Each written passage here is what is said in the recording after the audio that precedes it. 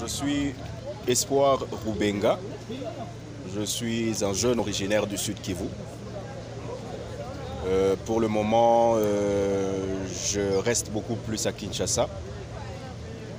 Je suis un ancien artiste du Sud Kivu. Je jouais dans le film Deux Faces, cette œuvre cinématographique qui a fait carton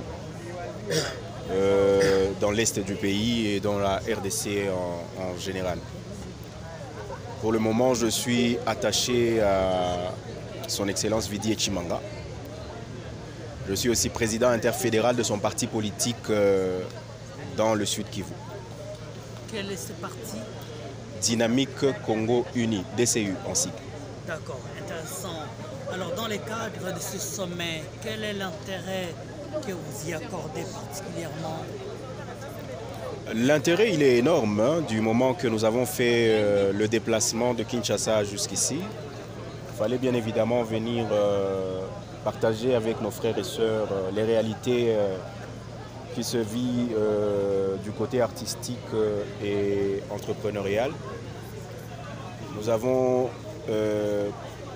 une expérience considérable en matière surtout artistique.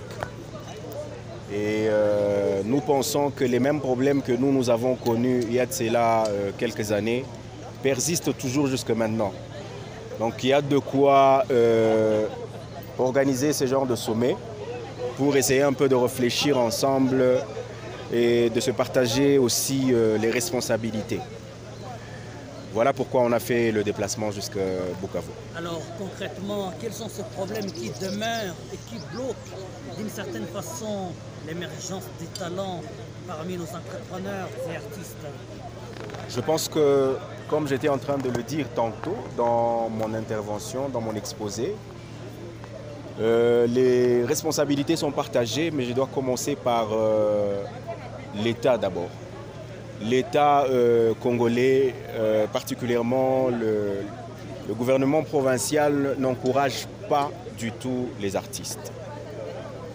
Aucune initiative de la part du gouvernement provincial pour encourager les artistes. Voilà pourquoi d'ailleurs nous avons plaidé pour qu'il y ait une caisse provinciale des artistes au niveau du Sud Kivu.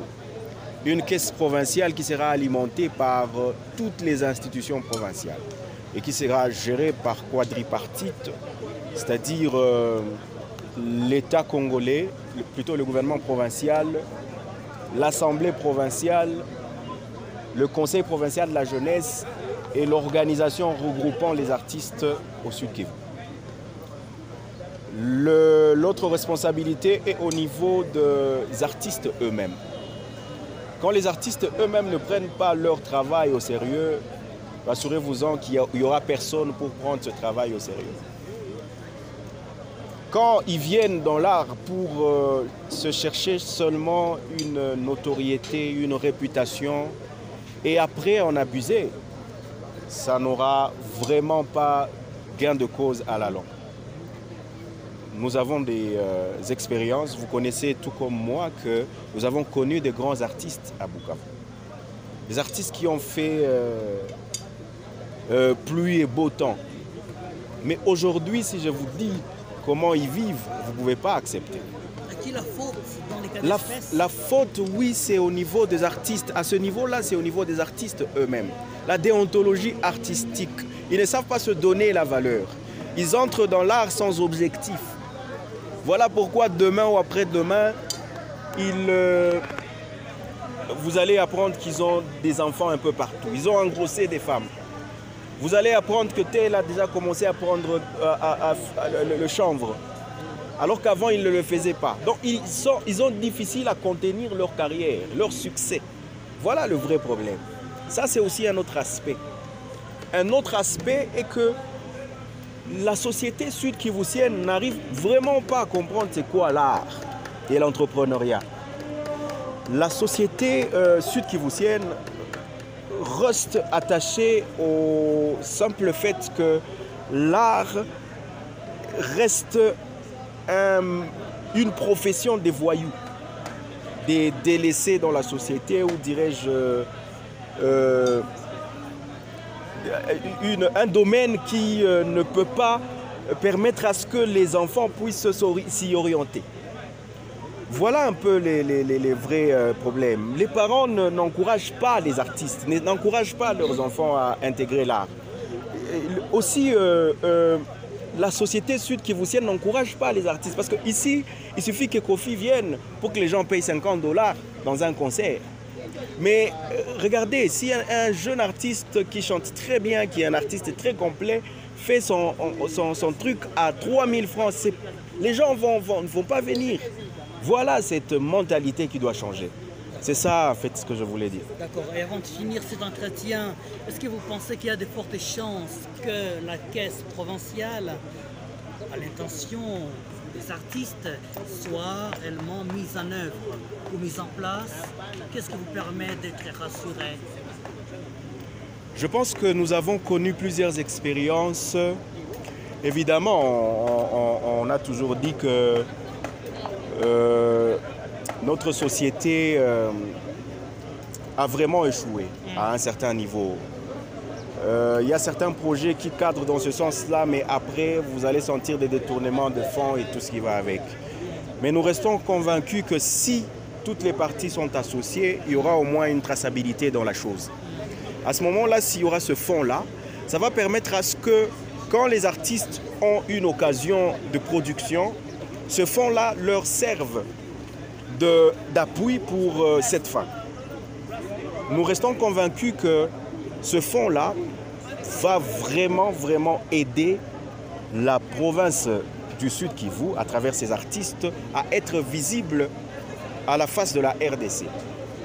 Donc, c'est plus qu'important que ce fonds soit mis en place. Et voilà, il y a une occasion de demander aux autorités provinciales, aux députés provinciaux, de bien vouloir voter un édit dans ce sens-là, pour aider nos jeunes frères et sœurs.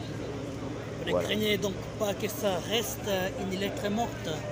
Évidemment, nous, on n'est que des simples citoyens, on propose, mais c'est à eux maintenant de voir. Mais nous allons foncer jusqu'à ce que nous obtenions gain de cause, même si nous ne sommes pas sur place à Bukavu. Par ce message, nous vous remercions.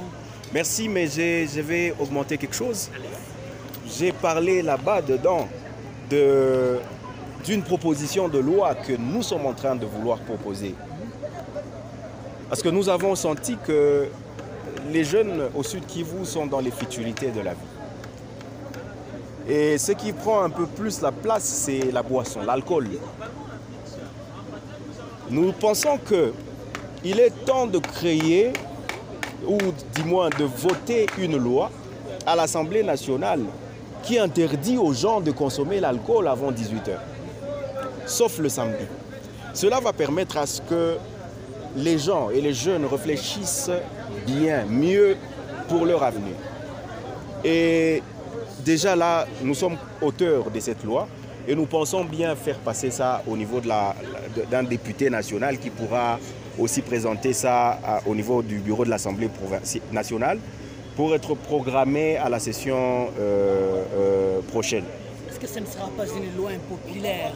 Évidemment, bon, vous savez, à un moment de la vie, même pour mieux gérer, il ne faut pas se fier aux sentiments des gens. Il faut voir plutôt leur bien. C'est que ça va leur amener